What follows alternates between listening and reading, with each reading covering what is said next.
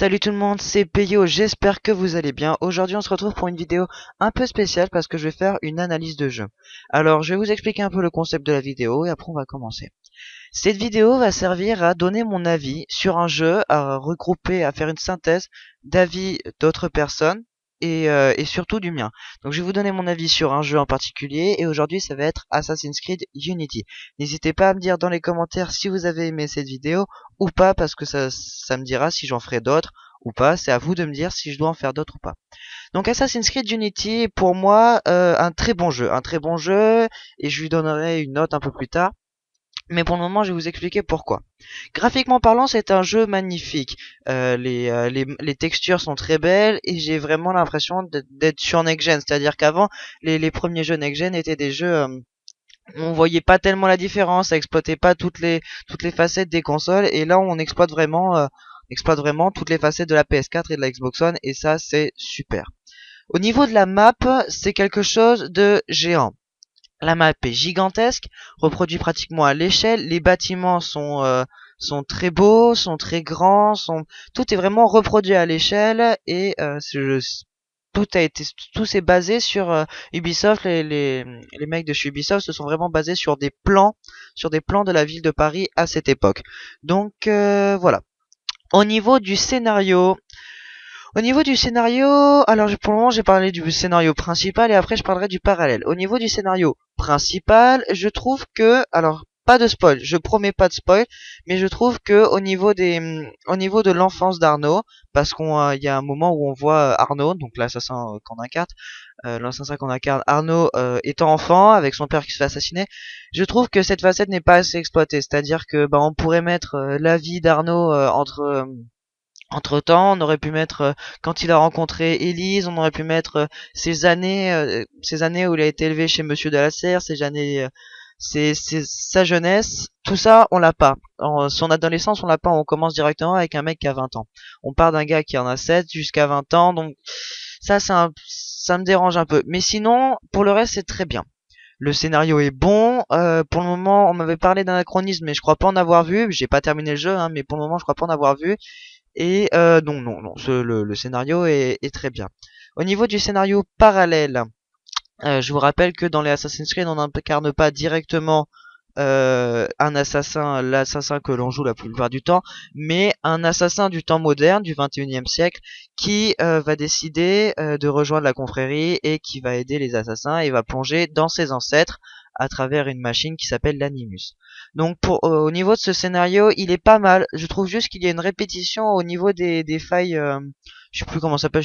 C'est pas des failles temporelles, mais voilà, quand on doit changer de serveur parce qu'Abstergo est en train de pirater le nôtre, on doit changer de serveur.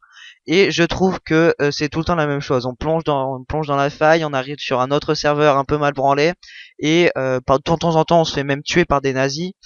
Et parce qu'à un moment on arrive dans un serveur, on voit Paris, parce que c'est tout le temps Paris, hein, mais on voit un serveur où c'est Paris, Paris occupé en 1944. Donc on peut même se faire buter par des nazis, c'est génial. Mais donc je trouve que les failles temporelles c'est un peu toujours la même chose, on monte en haut d'un bâtiment en hauteur, il y a la faille en haut, et on plonge dedans, et hop, retour dans le monde, en 1793. Donc ça, je trouve que c'est un peu la clé de la facilité quand l'histoire tombe un peu à plat au niveau du scénario, quand il y a un creux, et ben pouf, on met une faille et bon. Je trouve ça un peu dommage, mais sinon au niveau du scénario, c'est très bien. Au niveau du gameplay, c'est un Assassin's Creed normal. L'agilité sur les murs est très bonne. La cachette, les cages d'assassins, c'est un Assassin's Creed basique et normal. Mis à part un petit changement, c'est la lame fantôme. Alors je sais pas si elle existait dans Black Flag parce que je n'ai pas encore joué à Black Flag. Mais en tout cas, ici, ça nous change carrément la vie. Ça évite de faire du bruit avec des gros pistolets. Donc voilà, la lame fantôme, c'est vraiment un truc super bien. Seul truc qui me dérange un peu, c'est le chargeur. Le chargeur est trop petit. 5 lames fantômes, c'est un peu faible comparé à des missions qu'on pourrait faire. Après, on a des lames furie, certes. Les lames furie sont des lames qui font s'entretuer les gardes. Donc ça, c'est pas mal, mais il y en a que 2 encore une fois. Donc c'est très peu. Pour moi, cette analyse est à peu près complète. Qu'est-ce qu'on pourrait dire d'autre? Je vois pas. Mis à part que oui, non. Bon là, un petit trait d'humour. Non. Non, mais je trouve il y a un petit anachronisme finalement maintenant que j'y pense, c'est que on voit un assassin qui est noir. Et ça, c'est pas possible parce qu'à cette époque, les noirs étaient vraiment encore considérés comme des animaux, comme des esclaves. Ils n'étaient pas considérés comme humains, donc ce n'est pas normal qu'il y ait un noir chez les assassins. Après, alors je sais, je vais me faire tomber dessus comme quand je suis raciste, et sachez que non, au contraire, je trouve que allez, cette époque était horrible, mais c'est un anachronisme. C'est pas, ça me dérange pas, je m'en fous. Mais voilà, c'est un anachronisme. Il faut souligner un anachronisme. Un anachronisme est un anachronisme.